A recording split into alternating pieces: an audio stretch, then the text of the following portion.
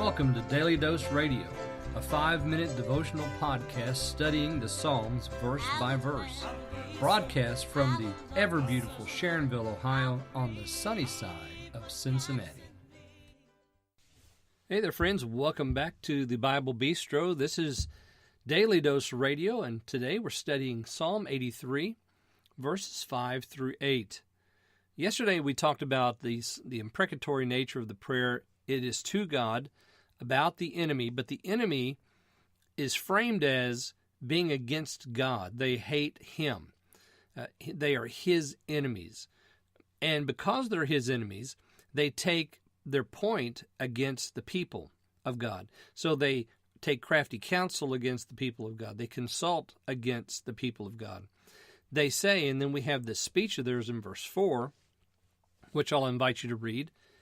They say what they say. Of course, this is still what they say today.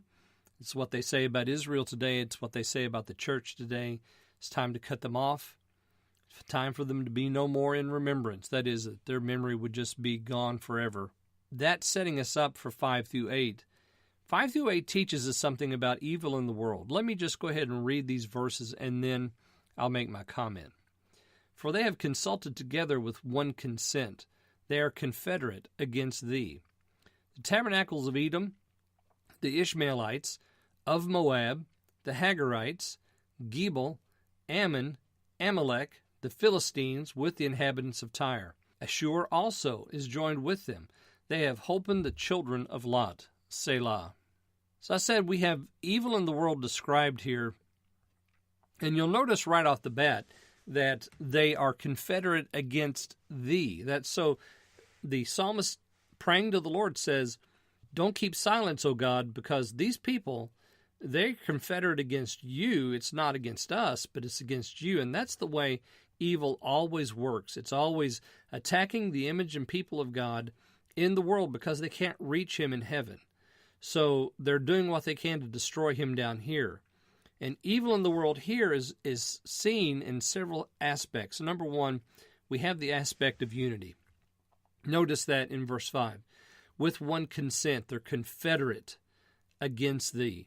So they are completely united. That's the one thing about the evil man, is that he is always united in his cause against the people of God. There's always unity with evil in the world. Second thing, there's a great organization. For them to accomplish their purposes, they have to have a great organization. And so, evil in the world has unity. It has a marvelous organization. You notice it says the tabernacles of Edom, the Ishmaelites, Moab, and the Hagarites. You couldn't put together a more diverse group of people. And how do you do that? Well, it has to have some sort of marvelous organization. Verses 6 through 8 tell us who's a part of this cabal. And we have 11 different names mentioned. Edom, Ishmaelites, Moab, Hagarites, Gebal, Ammon, Amalek, Philistines, Tyre, Asher, and Lot. So all of them have joined together against Israel, and that's their membership. So they have unity, organization, and membership, because if you don't have a membership, you could never call the names, right? And then they have a purpose, and their purpose is they're against God. They have one overarching goal, one theme that unites all these disparate groups together, and that is that they are confederate against the Lord. And so anybody who stands for the Lord is going to be in their crosshairs. So evil in the world has unity, organization, membership, and purpose. It has always worked that way, and it most likely will always work that way. Join me again tomorrow, and we'll pick up after the Selah in verses 9 through 11 on Daily Dose Radio. Hey there, friends. Just wanted to remind you to go out and get yourself a copy of my new book, Christianity to the Life, by Cotton Mather, edited by me, David Smith. You can find it at Amazon. It's a paperback. It's also in Kindle form, so you can get it for your Kindle or you can get it for your library at home, however you'd like to have it. If you do, I really would appreciate if you would write a review after reading it. Let me know what you think. And it's a really good book. It'll encourage your Christian walk with the Lord. So go out and get Christianity to the Life today on Amazon.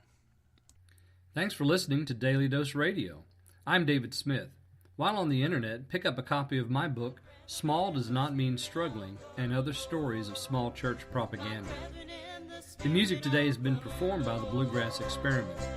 Thanks again for listening. I'll see you next time on Daily Dose Radio.